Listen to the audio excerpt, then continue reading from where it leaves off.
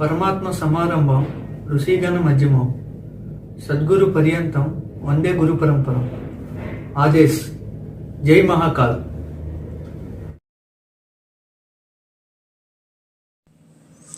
Naturopathy ప్రకృతి వైద్యం. వివిధ వైద్య ప్రక్రియల్లో ఔషధాలతో సంబంధం లేనటువంటి విధానాలన్నింటినీ కూడా సంగ్రహించి ప్రకృతి మనకిచ్చినటువంటి పంచభూతాత్మకమైనటువంటి అంశాలన్నింటినీ ఉపయోగిస్తూ తద్వారా దీర్ఘకాలిక వ్యాధులను అనారోగ్యాలను దూరపరిచి ఆరోగ్యంగా ఒక మనిషిని తీర్చిదిద్దేటువంటి అత్యుత్తమైనటువంటి చికిత్సా ప్రక్రియే ప్రకృతి వైద్యం, నేచురోపతి. దీని యొక్క మూల సిద్ధాంతాన్ని కనుక మనం చూసుకున్నట్లయితే మనిషి శరీరంలో ఉన్న ఇమ్యూనిటీ పవర్కి అనుకూలమైనటువంటి వాతావరణాన్ని సృష్టించి ఈ తత్వానికి అంటే పంచభూతాత్మకమైనటువంటి విధానానికి చికిత్సను చేయడాన్నే ప్రకృతి వైద్యంగా మనం చెప్పుకోవచ్చు. మనిషి శరీరంలో మాలిన్యాలు చేరినప్పుడు ఆ మలినాల వల్ల శరీరంలోని అణువుల్లోనూ కణాల్లోనూ అంటే సెల్స్లోను టిష్యూస్లో కూడా అనేకమైనటువంటి మార్పులు అనేవి చోటు చేసుకుంటాయి. ఆ మలినాలను తొలగించడం వల్ల ఆ టిష్యూస్ కానీ ఆ సెల్స్ కానీ యాక్టివేషన్గా మారి ఆరోగ్యాన్ని కలిగిస్తాయి. ఇది ప్రకృతి వైద్యం యొక్క మూల సిద్ధాంతంగా మనం చెప్పుకోవచ్చు. ఇక ప్రకృతి వైద్యం చెప్పినటువంటి ముఖ్యమైనటువంటి విషయాలు కనుక చూసుకున్నట్లయితే ఇక్కడ దీంట్లోని శరీరంలో మలినాలను తీసివేయడం, ఈ మలినాలను తీసివేయడానికి ఔషధాలను వాడేటువంటి పద్ధతిని ఉపయోగించకపోవటం, రోగి తత్వాన్ని నిర్ణయించి తదనుగుణంగా ఆహార విహారాలను వ్యాయామాలను సక్రమంగా నిర్వహించేలా చేయటం, నిదానంగా ఉండేటువంటి ఈ ఇమ్యూనిటీ పవర్ లేదా జీవశక్తి ఏదైతే ఉందో దాన్ని ఉత్తేజపరిచి శరీరానికి ఉపయోగపడేటువంటి క్రమబద్ధీకరింపబడేటువంటి సహజ శక్తిగా మార్చడం, ఇవన్నీ కూడా ప్రకృతి వైద్యం మూల సిద్ధాంతంలో అత్యుత్తమ ముఖ్యమైనటువంటి క్రియలు. అందుకే ప్రకృతి వైద్యంలో ఒక బేసిక్ స్లోగన్ ఏంటంటే treat the patient not the disease అంటారు. అంటే మనం చికిత్స అన్నది రోగికి చేయాలి తప్ప కానీ రోగానికి కాదు. ఇక్కడ ఎలక్ట్రాన్లు రక్తంలో అతివేగంగా ప్రవహిస్తూ ఉంటాయి. ఈ ఎలక్ట్రాన్లు రక్తంలో ఈ విధంగా ప్రవహించే చైతన్యాన్నే మనం ప్రాణంగా చెప్తాం. ఎందుకు అంటే రక్తం అనేది ప్రాణానికి ఆధారం కాబట్టి. ఇలా అనేక రకాలైనటువంటి ఈ ఎలక్ట్రాన్ల యొక్క సముదాయాన్ని మనం అణువు కింద, ఈ అణువుల చలనంలోనే ఎలక్ట్రాన్లతో పాటు మైక్రోజీమా అనేది కూడా ఉంటుంది. ప్రాణశక్తికి ప్రవహించని ధాతువులు నశించి మళ్ళీ ఆ ధాతువులు అభివృద్ధి చెందక తమ స్వయం శక్తిని కోల్పోవటం వల్లనే కలత అనేసి అంటారు. ఈ కలతతో కూడినటువంటి ధాతువులు నశించినప్పుడు ప్రాణశక్తిని వీటికి అందకుండా అడ్డగించేటువంటి శక్తి ఈ మైక్రోజీమా అనేటువంటి పదార్థానికి ఉంటుంది. ఈ మైక్రోజీమాను సరిగ్గా చేసి దీని యొక్క మాలిన్యాన్ని తొలగించడానికి ఈ ప్రకృతి వైద్యం తాలూకా మూల సూత్ర పద్ధతులను ఉపయోగించి తదనుగుణంగా ఇది ప్రాణశక్తి సర్వ శరీరానికి చక్కగా అందేలా చేస్తున్నాం. ఇక్కడ శరీరంలో పులిసినటువంటి కణ రసాయనిక పదార్థం రక్తవాహక నాళంలో చిక్కుకొని పోయి రక్త ప్రసరణ సక్రమంగా లేక ప్రాణవాయువు సక్రమంగా అందక ఈ రోగ మాలిన్యంలోని పదార్థము మూల కణంలోని సూక్ష్మజీవులుగా మారుతుంది. ఆ సూక్ష్మజీవులు ఏర్పడేటువంటి లక్షణం ఇది. ఈ తెల్ల కణంలో ఉండేటువంటి పదార్థం రోగ పదార్థంగా మారిపోతుంది. వీటికి ప్రకృతి సిద్ధమైనటువంటి ఆహార పదార్థాల ద్వారా ఈ ప్రకృతి చికిత్స విధానంలో ఉండేటువంటి చికిత్సా ప్రక్రియలను ఉపయోగించి ఈ కణాలని చైతన్యం కలిగింపు చేసి ఆ కణ స్థితిని యథాశక్తిగా మార్చి సరైన విధంగా ప్రకృతితత్వంగా మారే విధంగా చేసేటువంటి చికిత్సా ప్రక్రియ ఈ ప్రకృతి వైద్యం. ప్రకృతి వైద్యంలో మందులు అనేవి ఉపయోగించరు. ఔషధాలను ఉపయోగించి చేసే వైద్యానికి పూర్తిగా వ్యతిరేకమైనది మన ప్రకృతి వైద్యం. మందులు ఔషధాలు ఉపయోగించి చేసే వైద్యంలో మరొక రకమైనటువంటి వ్యాధులు పుట్టడానికి అవకాశం అనేది ఉంటుంది. అందువల్లనే ప్రకృతి వైద్యంలోని ప్రకృతి వరప్రసాదాలైనటువంటి మట్టి, నీరు, కాంతి మొదలైన వాటిని ఉపయోగించి చికిత్స చేసేటువంటి పద్ధతి అనేది డెవలప్ చేసుకున్నారు. ఔషధ వైద్యం కేవలం సూక్ష్మజీవులను చంపుటపైన ఆధారపడి ఉంటుంది. ఈ సూక్ష్మక్రిములను సంహరించడానికి విషౌషధాలు ఉపయోగించక తప్పట్లేదు. వీటిని ఎంత త్వరగా నిర్మూలించాలంటే అంత బలి అయినటువంటి విషపు మందులు తయారు చేయాలి. ఉదాహరణకి ఇప్పుడే మనం జస్ట్ చూసినటువంటి కరోనా, ఇంత శక్తివంతమైనటువంటి ఈ వైరస్ని సంహరించేటువంటి మందులు ఇంకెంత శక్తివంతంగా ఉంటాయి, దానికి ఇంకెంత పాయిజనస్ మనం వాడాల్సి ఉంటుంది. సో ఇటువంటి ఔషధాలను వాడకం అన్నది వృద్ధి అవుతున్న కొలది కాలక్రమేణా వీటి యొక్క అంటే మందుల యొక్క విష ఫలితం వలన కొత్త వ్యాధులు సృష్టించబడతాయి. అది అసలు సమస్య. మందులు వాడి కొత్త రోగాలు వస్తే వాటికి వేరొక కొత్త నామం పెట్టి మళ్ళీ ప్రయోగాలు వాటిపై జరిపి మరో కొత్త మందును కనిపెట్టడం, ఇటువంటి ప్రాసెస్ అన్నది మనకిప్పుడు తరచుగా చూస్తూ ఉండేటువంటి పరిస్థితులు వచ్చినాయి. మన ధాతువులకు కొన్ని రసాయనిక పదార్థాలు గ్రహించడం, వ్యతిరేకించడం అనేటువంటి సహజమైనటువంటి గుణాలు మనకు ఉంటాయి.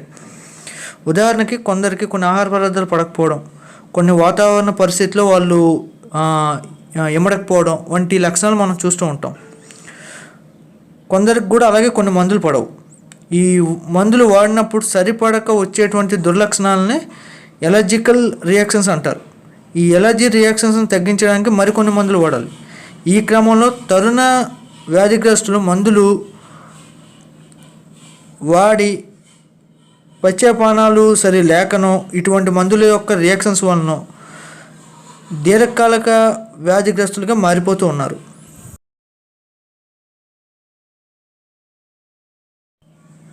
ఇకపోతే ఈ ప్రకృతి వైద్యంలో రోగిని పరీక్షించేటువంటి పద్ధతులను కనుక మనం చూసుకున్నట్లయితే రోగి అనుభవించేటువంటి లక్షణాలు ఏవైతే ఉన్నాయో లక్షణాల ఆధారితంగా ముందు చూస్తారు. తర్వాత వెన్నెముక స్థితి, ముఖము శరీరాకృతిని బట్టి నల్లగుడ్డులోని కణికాన్ని ఉంటుంది, దాన్ని బట్టి చూస్తారు. ప్రకృతి చికిత్సా విధానము పంచభూతాల ఆధారితంగా పంచభూతాల యొక్క అంశాలను ఉపయోగించి చేసేటువంటి విధానం ఉంటుంది. ముందుగా మట్టి చికిత్స. ఈ మట్టితో చేసే చికిత్సలనే మడ్ బాత్ లేదా మడ్ ప్యాక్ వంటివి పేర్లతో పిలుస్తారు. శరీరం అంతా బురద పోసుకొని చేసేటువంటి దాన్ని మడ్ బాత్ అయితే, ఏ భాగానికైనా సరే ఆ భాగంగా పట్టీలుగా వేసేదాన్ని ఈ మట్టిని ఉపయోగించి దాన్ని మడ్ ప్యాక్ అంటారు. మృతికేహనమే పాపం అంటే మట్టి రోగం అనే పాపాన్ని పోగొడుతుందనేది ఋషుల యొక్క వాక్కు. తర్వాత చికిత్స ప్రక్రియ చూసుకున్నట్లయితే ఉదక చికిత్స. ఈ ఉదకాన్ని మనం నీరు లేదా జలం అనేటువంటి పేర్లతో పిలుస్తాం. శీతలం అతి చల్లగా ఉండేది, సమశీతలం వేడి చలి లేకుండా మధ్యస్థంగా ఉండేది, ఉష్ణము అంటే వేడిగా ఉండేది. చికిత్సకు జనరల్గా చల్లని నీళ్ళు ఉపయోగించకుండా మిగిలిన శీతల ఉష్ణ నీటి స్నానాల ద్వారా, దారా స్నానాల ద్వారా, తొట్టి స్నానాల ద్వారా, అదేవిధంగా తడికట్టుల ద్వారా చికిత్స చేయటం అనేది జరుగుతూ ఉంది. ఎనీమా మనిషి యొక్క ఆరోగ్య వ్యవస్థలో అత్యంత కీలకమైనది జీర్ణ వ్యవస్థ. ఈ జీర్ణ వ్యవస్థలో అత్యంత కీలకమైనటువంటి అంగము ప్రేగులు. ఇటువంటి ప్రేగులను శుద్ధి చేసేటువంటి ప్రక్రియ అనేది ప్రకృతి వైద్యంలో అత్యంత ముఖ్యమైనటువంటి విషయం. ఇక్కడ ఈ ఎనీమాను పద్ధతిని ఉపయోగించే చికిత్స అనేది మొదలుపెట్టడం, అవసరమైతే ఎనీమా అన్నది ప్రతిరోజు చేయటం అనేటువంటి చికిత్సా ప్రక్రియ ఈ ప్రకృతి వైద్యంలో మనకు కనిపిస్తూ ఉంటుంది. అదేవిధంగా ఈ ప్రకృతి వైద్యంలో యోగా అనేది అత్యంత ముఖ్యమైనటువంటి కీలకమైనటువంటి చికిత్సా భాగం. ఈ నేచురోపతిలో మీకు యోగా అన్నది అంతర్లీనంగా ఉండేటువంటి ముఖ్యమైనటువంటి చికిత్సా ప్రక్రియ. దేహ దారుఢ్యానికి కానీ శరీరం తాలూకా వ్యాయామ విధానం కానీ యోగాకి ఫస్ట్ ప్రయారిటీ వేస్తారు. ఇటువంటి యోగాలో అత్యంత ముఖ్యమైనటువంటి విభాగం వాయు చికిత్సకి సంబంధించినటువంటిది ప్రాణాయామం. జీవించడంలో అత్యంత ప్రధానమైనటువంటి ఈ ప్రాణవాయువును శరీర భాగాలన్నిటికి కూడా సక్రమంగా అందజేసేటువంటి ప్రక్రియలో ప్రకృతి వైద్యులు ఈ వాయు చికిత్సను, ఈ ప్రాణాయామ పద్ధతిని ఉపయోగించి యోగశాస్త్ర రీత్యా ఈ ప్రక్రియని ఉపయోగిస్తూ రోగి యొక్క మూల అంశాలైనటువంటి ఈ వాయుతత్వాన్ని సరిచేసేటువంటి క్రియగా మనం దీన్ని చెప్పుకోవచ్చు. అంతేకాకుండా యోగాలో ఉండేటువంటి సత్కర్మల వల్ల శరీరం యొక్క అంతర్గత శుద్ధిని కూడా జరిగిస్తూ ఉంటారు. క్రోమోథెరపీ ప్రకృతి వైద్యంలో ఆయా రంగుల లోపం వలన వచ్చేటువంటి ఆయా వ్యాధులకు ఇటువంటి రంగు కాంతి కలిగినటువంటి లైట్లను ఉపయోగించి కానీ లేదా సూర్యకిరణాల్లో ఆయా రంగులను ప్రత్యేకమైనటువంటి విధానం ద్వారా గ్రహించి చికిత్స అన్నది జరిగించడం అనేది ప్రకృతి వైద్యంలో అత్యంత ముఖ్యమైనటువంటి భాగం. దీన్నే సప్తవర్ణ చికిత్స అని, క్రోమోథెరపీ అని ఇటువంటి పేర్లతో పిలవటం అనేది జరుగుతుంది. మర్దనం, మసాజ్ ఇది అందరికీ తెలిసినటువంటి సుపరిచితమైనటువంటి విధానమే. ఇది ప్రకృతి వైద్యంలో అత్యంత మూలమైనటువంటిదిగా మనం చెప్పుకోవచ్చు. మర్దనం గుణవర్ధకం అంటారు. మర్దన చికిత్సల వల్ల కీళ్ళు, కండరాలు, నాడీ మండలము, అంతర్గత అవయవాలు ఉద్రేకం చెంది వ్యాధి నిరోధక శక్తిని పెంపొందించి తద్వారా వ్యాధుల నుండి రోగి అనేది బయటపడడం జరుగుతుంది. ఉపవాస చికిత్స. ఉపే వసతి ఇది ఉపవాసః అన్నది ఆర్యోక్తి.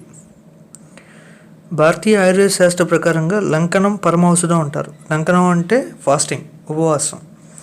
ఈ ఉపవాసాలనే ప్రకృతి వైద్యులు జలోపాసన విధానము, రసోపాసన విధానము, క్షీరోపాసన విధానము, వాయోపాసన విధానము, సూర్యోపాసన విధానం అని 5 రకాలుగా విభజించారు. ఆయా అవసరాలను బట్టి, రోగి యొక్క పరిస్థితిని బట్టి, తత్వ విధానాలను బట్టి ఆయా ఉపవాస విధానాలని పర్టికులర్గా ప్రిస్క్రైబ్ చేయడం అనేది జరుగుతూ ఉంది. ఇకపోతే ఆహార విహారాల విషయానికి వచ్చినట్లయితే ప్రకృతి వైద్యంలో 100% కూడా శాకాహారాన్ని ప్రిస్క్రైబ్ చేస్తారు. ఎటువంటి పరిస్థితుల్లో కూడా మాంసాహారాన్ని ఉపయోగించడం అనేది ఉండదు. ఈ శాకాహారంలోని ఆయా అవసరాలకు తగ్గట్టుగా కాయగూరలని, ఆకుకూరల్ని, అదేవిధంగా ఫ్రూట్స్ని, స్ప్రౌట్స్, మొలకల్ని, వీటన్నిటిని కూడా ఉపయోగించడం అనేది జరుగుతుంది. ఈ ప్రకృతి వైద్యంలో ఉండేటువంటి పద్ధతి కూడా కాస్త డిఫరెంట్గా ఉంటుంది. సో ఆయిల్ లేకపోవటం, ఉప్పు లేకుండా వాడటం, వాటి వల్ల వచ్చేటువంటి కాంప్లికేషన్ ఓవర్కమ్ చేయటం, వాటికి కారణమైనటువంటి రోగాల్ని ఈ పద్ధతిలో తగ్గించటం, ఈ విధంగా పంచతత్వాలను ఉపయోగిస్తూ రోగి యొక్క రోగ నిరోధక శక్తిని ప్రేరణ కలిగిస్తూ రోగికి రోగం నుండి సంపూర్ణ విముక్తిని కలిగిస్తూ రోగిని సంపూర్ణ ఆరోగ్యవంతుడిగా మార్చేటువంటి మహత్తరమైనటువంటి చికిత్సా ప్రక్రియ ప్రకృతి వైద్యం. Thanks for watching.